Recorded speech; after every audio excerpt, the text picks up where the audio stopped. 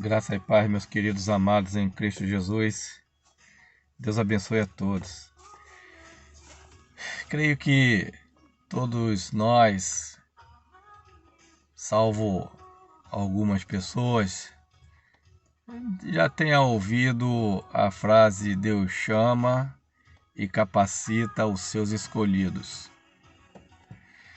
E onde nós encontramos tal contexto para essa jornada na vida do ser humano? Literalmente não está escrito desta forma, mas o contexto ele dá essa direção. Lá em Êxodo capítulo 31, versículo de 1 a 6, nos dá uma ideia bem concreta da frase Deus chama e capacita os seus escolhidos. Atentemos a esta leitura bíblica em Êxodo 31, do 1 ao 6.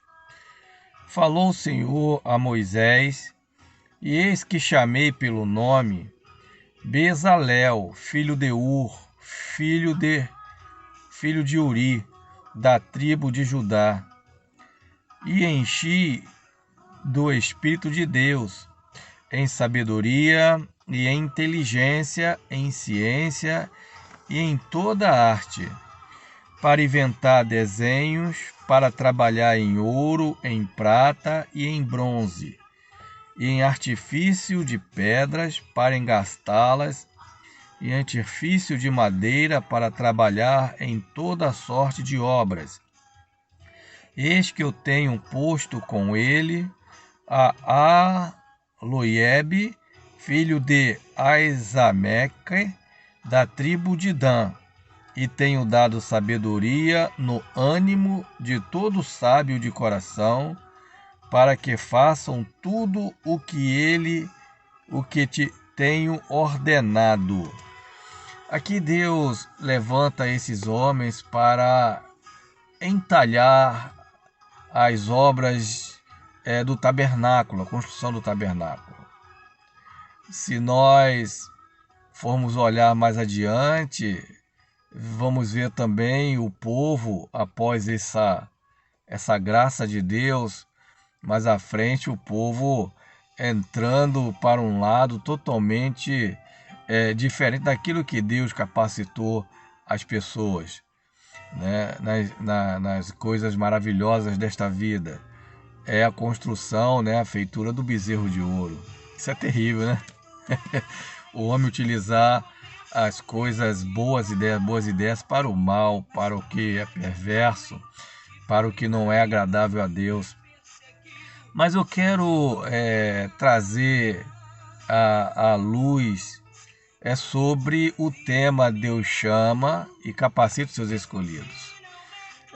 Vejamos ali o rei Davi, um pastor de ovelha ainda jovem, cuidando das ovelhas do campo, e Deus resolve separar Davi para ser o seu ungido, o novo rei de Israel, assim que o rei Saul fosse morto, destituído, por conta do seu afastamento de Deus e por conta das coisas más que ele começou a cometer.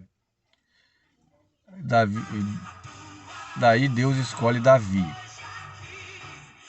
Você acompanhando a história de Davi, você vai se deparar no momento em que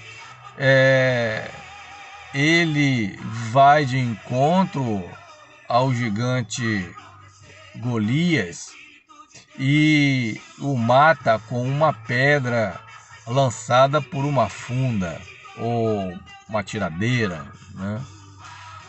Aí, como Davi chega a uma ação tão sobrenatural como essa? Se você for ver a história de Davi no campo, a Bíblia diz que ele, ao defender as ovelhas, ele se deparou ora com um leão e ora com um urso, e o matando com uma pedrada com a funda. Ali Deus já estava preparando Davi para a vida. Ele no campo, no relento, cuidando das ovelhas, e vez ou outra tendo que lutar para defender as ovelhas. Davi, quando derrubou o gigante, derrubou pela fé em Deus, porque Deus já estava com ele, ele sabia disso. E ali Deus já o tinha capacitado para aquele intento. Quando nós olhamos para Moisés, que para não ser morto, sua mãe o coloca num cesto no rio para que pudesse ter um destino acertado, e colocou diante de Deus esse destino, onde Moisés foi colhido pela princesa de Faraó, e ali ele foi criado e se formou nas leis e nos princípios egípcios, e não deixando de lado as leis e os princípios do povo judeu. Ele conviveu com as duas etapas da vida até que pudesse assumir o seu posto de tirar o povo dali do Egito. Veja bem, nesta época, todas as crianças, elas estavam sendo ceifadas dos seus pais, suas mães, por ordem de Faraó. Lembra das pragas, das 10 pragas do Senhor contra o Egito, em cima das suas crenças? E a última praga foi a execução, através dos anjos da morte, de todo o primogênito de Faraó e do seu povo. Todos os primogênitos foram ceifados, segundo a ordenança do Senhor. Moisés já sabia disso, o povo já sabia disso. Então, Deus capacitando e preparando o povo. O problema é que muitas vezes não se traz à memória essas coisas. A outra questão é a preparação do povo na jornada da promessa do Senhor, da vinda do Salvador, depois do pecado no paraíso. Deus vem preparando o povo em santidade, vem separando o povo de Israel como exemplo, e ao longo da história muitas coisas acontecem. A gente vê como sombra o tabernáculo e tantas outras coisas, e até os profetas como sombra de Jesus, até que ele viesse. Isso aconteceu lá nos relatos dos evangelhos de Mateus, Lucas e João, a vinda do Salvador, nascido de mulher. Então Deus tem preparado essa jornada para nós. O que eu quero dizer com isso, meus queridos, que Deus, quando nos chama para a sua boa obra, Ele nos capacita, Ele nos envia, Ele nos direciona para que a gente busque essa capacitação que Ele coloca em nosso coração. Se eu tenho um chamado de Deus e eu entendo que esse chamado é para a minha vida, eu vou buscar essa capacitação. E Deus tem levantado pessoas para isso, para esse momento, né? Lembra de Samuel, oferecido a Deus, quando a sua mãe estéril prometeu ao Senhor, se engravidasse, entregaria ele ao Senhor, e foi o que ela fez. Samuel foi entregue ao sacerdote Eli, e ali ele foi treinado, capacitado para ser sacerdote, porque Deus o levantou com esse chamado. Até que Deus, na sua adolescência, o chamou para começar o seu ministério. Mas ele já estava passando por um processo de capacitação. Então é assim que Deus faz na vida de cada um de nós. Meus queridos, eu quero dizer com isso que até as aflições da vida é uma capacitação de Deus sobre ti.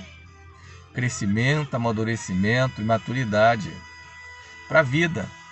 Por isso que ele diz na sua palavra: no mundo tereis aflições, mas tem de bom ânimo.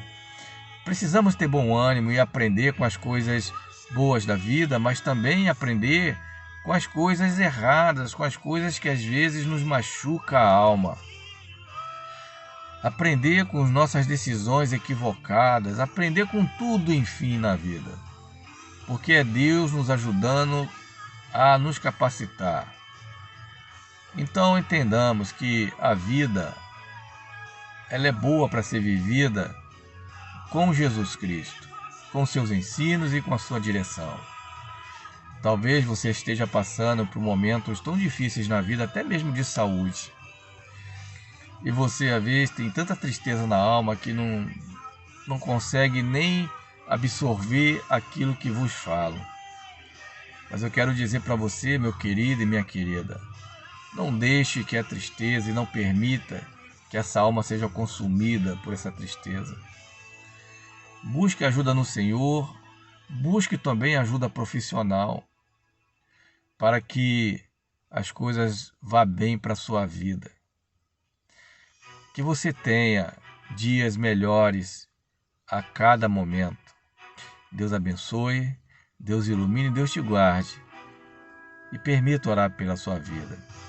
Paizinho querido, em nome de Jesus, a tua palavra nos traz a razão pela capacitação e o chamado que tu faz em nossa vida, nos capacitando e nos orientando a servir, Pai querido, a tua santidade, a servir a tua vontade. Mas, Deus, muitos atravessam grandes dificuldades na alma. Por isso eu lhe suplico, ó Deus, por este homem, por esta mulher. Lhe suplico por este jovem, por esta criança, que carece tanto de tuas misericórdias, meu Senhor. Meu Deus, em nome de Jesus, que a tua paz seja rica e abundante e reinante em cada coração. Deus, em nome de Jesus, abençoe rica e abundantemente cada ouvinte da palavra de Deus. Em nome de Jesus, Pai, eu te oro e te agradeço, meu Senhor. Amém e amém. Deus abençoe a todos em nome de Jesus.